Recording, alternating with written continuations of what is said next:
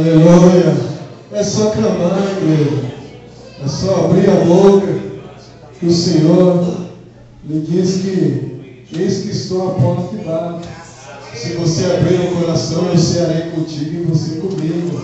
É o Senhor dizendo, isso é para mim e para você, irmão. Então, a hora que Ele bater no seu coração e abra Ele, receba Ele.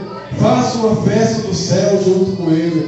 E essa noite é uma festa do céu na presença do Senhor. Aleluia. Pastor Josias.